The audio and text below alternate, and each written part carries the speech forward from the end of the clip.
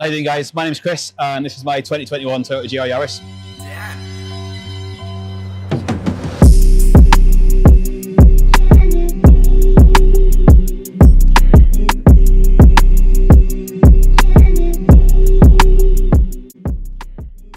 So I'm a fibre network planner working out of Glasgow, building new fibre optic networks for internet around the city.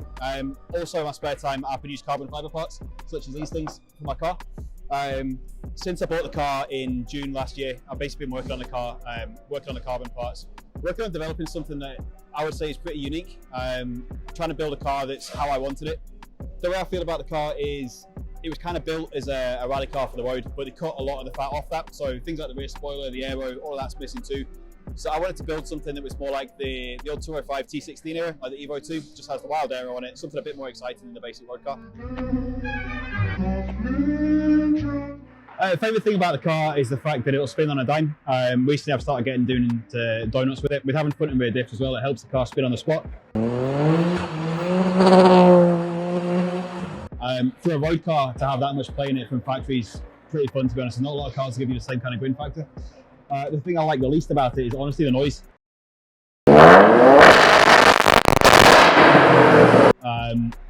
Obviously with a straight through exhaust on it, with a turbo turn up at 2 bar now, it's making a lot of noise and it's booming, and I'm very conscious of that, especially with cold starts in the morning and things too. It's starting to grate on me a wee bit, especially on the long journeys.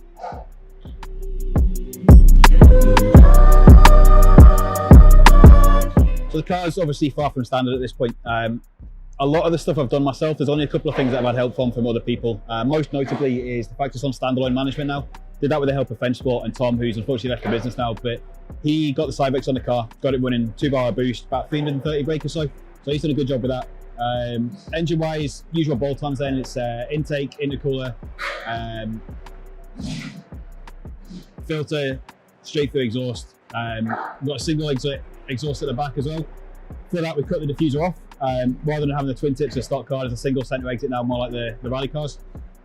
Suspension wise, it was the first GR Yaris on bags in the world to my knowledge. I did it because I enjoyed driving the car when it was on coilovers. I enjoyed it when it was lowered, but I didn't enjoy the fact that any kind of speed bumps or any kind of dips in the road, I was constantly worried about the car grounding out. So after a couple of chats with a couple of mates who kind of peer pressured me, it's now on bags. And so as far as I'm aware, it's the first one that went on bags in the world. There's one other car that I'm aware of that was at the Tokyo Auto Salon this year. There's also on bags, but air suspension gives me the option of driving on the B roads with the ground clearance that I wanted, which helps. But at the same time, if I want to drive somewhere a bit more sporty, like on a track or on a good bit of A road, then I can also stiffen the suspension up too and set it right how I want it.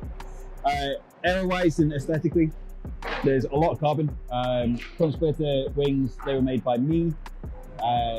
Canard and the WRC rear ring, they're made by a company called Scara 73 over in Italy. Interior wise as well, we've got carbon trim, we've got the CAE shifter with a carbon gear knob that I made myself too. And also the pièce de résistance, probably one of my favourite things about the car is the wheels from West Forge. These are 19 or 19 by 8.5 fully forged wheels that were custom made to my design by West Forge. I spoke to them at Players this year, and we started talking about making a wheel that was similar to what I had, the Rotoform KB1s, but they weighed so much that you could actually feel it negatively when driving the car. So I spoke to West Forge, I sent them a couple of sketches, they then converted that into a 3D model, and then it went to production, and they produced, at the minute, a one-of-one set of wheels, which are unique to my car as well.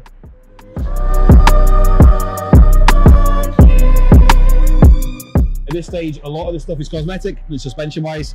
Next year though, we're going on to a G25 550 using the Lamar speed turbo kit, and that'll be mapped in with the Cybex 2. So once that's done, we should be able to bump it from about 330 brake that it is at the minute up to about probably 450 brake or so, which should be fun. I've not had any police attention yet.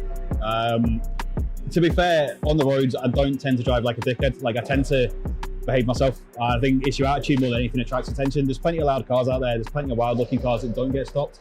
I think if you behave yourself, you're all right. When the road's empty, maybe not so much, but for the most part, I'd say I'm well behaved and I've not had any attention yet often. But I'm bracing myself, I'm sure at some point I want to have a wee poke around it.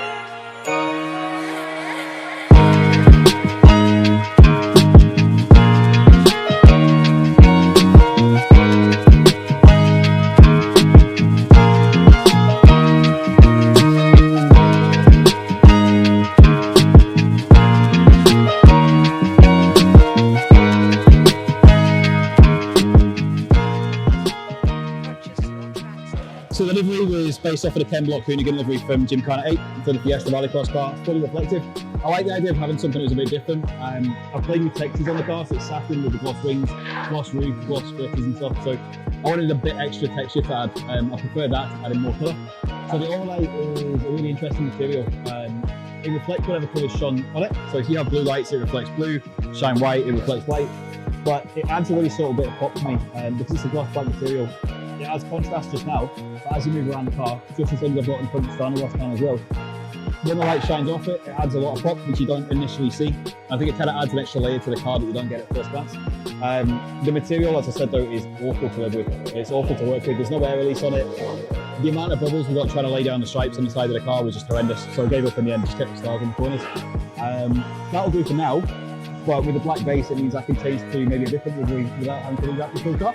So next I'm looking at potentially the Advan livery with the red sides in the back, or even the HKS or splash livery.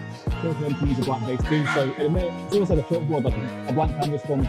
So I can do whatever comes into my head because I've changed my mind a lot. Since I had the car, I've had it plain white, then it was purple, then it was white with cherry blossoms, then it was black, then it was white with stars. And again, it's been about 6 months since I wrapped it, so I think it's due a change. But keeping a black base means it's a lot less work involved. So once again, my name's Chris, and this was a short insight into my GR Yaris. Quick shout out to the guys that helped me along the way. I've got Etec Motorsport helping to provide some products for the car, and I've been helping them with a bit of product testing as well. Cav, let's start with us. Absolute legend. Thank you so much for the cleaning products that helped us along the way. George at West Sports as well. Again, brilliant customer service for getting my dream wheels made for this car as well. Absolutely lovely being with them. And Cammy at CM Motorsport too for the back. Again, massive help getting his fast out before players too. Not a deadline that I absolutely need to get down to the show for, so couldn't thank you enough. If you want to follow along, my Instagram is P3LWO, send me car Reggie, which isn't on the car today, but it's on the side of the car. Always jump in, sometimes you guys are on to the ride, it's fun to interact with what you do, so we get to see you there.